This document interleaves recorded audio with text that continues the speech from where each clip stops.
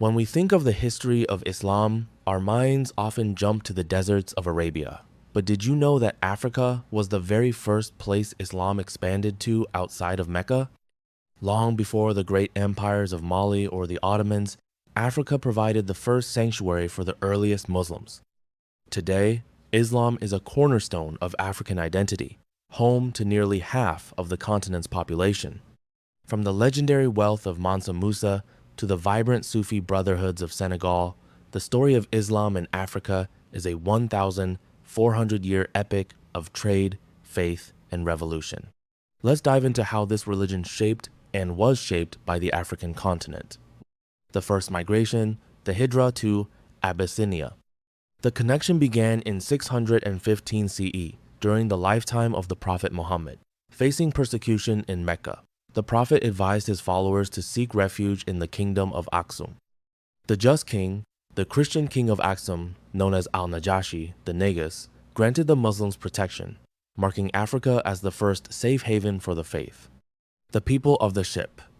These early migrants eventually returned to Arabia, but they left behind a legacy of mutual respect between African Christians and the nascent Muslim community. North Africa and the early conquests. Just 7 years after the Prophet's death, in 639 CE, Arab armies entered Egypt. This expansion was remarkably rapid. Within 2 generations, Islamic influence stretched across the entire Maghreb to the Atlantic Ocean. Institutionalization. By the 8th century, the Maliki school of jurisprudence became the foundation for law and education in North Africa, a tradition that remains dominant today. The Berbers. The indigenous Berber populations played a dual role, initially resisting Arab rule but later becoming the primary agents for spreading Islam deeper into the Sahara and even into Spain. West Africa, gold, salt, and scholars.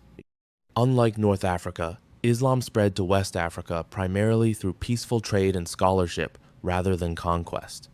The Trans-Saharan trade. Muslim merchants from the north crossed the desert to trade salt for gold. Along these routes, Islam took root in urban centers and royal courts. Great empires. Ghana Empire kings tolerated Islam, often hiring Muslim advisors for their literacy and administrative skills. Mali Empire. Mansa Musa's famous pilgrimage to Mecca in 1324 put Mali on the global map. He brought back scholars and architects who built the iconic mud brick mosques of Timbuktu. Songhai Empire under Askia Muhammad.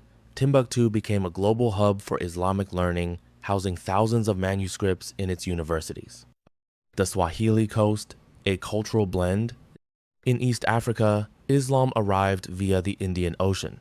Merchants from Arabia and Persia settled in trading posts like Mogadishu, Kilwa, and Zanzibar. Synthesis.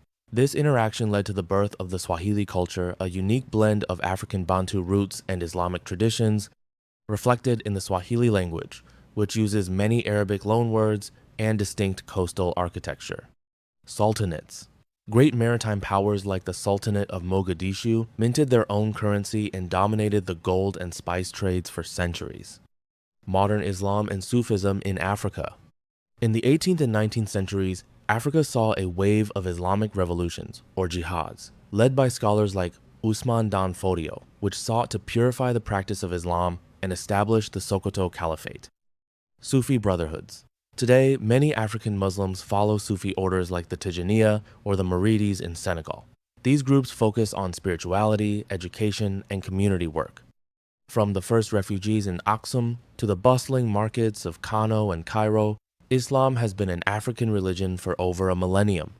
It didn't just replace old traditions, it merged with them to create something entirely unique.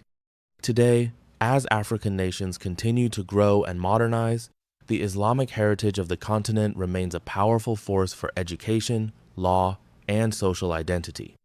Africa isn't just a part of the Muslim world, it is one of its most vital and historic pillars. What part of African Islamic history surprised you the most? Let us know in the comments below, and don't forget to like and subscribe for more deep dives into history. References: Cleveland State University, Chapter 4.3, Islam and Art, The Bright Continent, African Art History. Dangor, S. Africa's Islamic Heritage,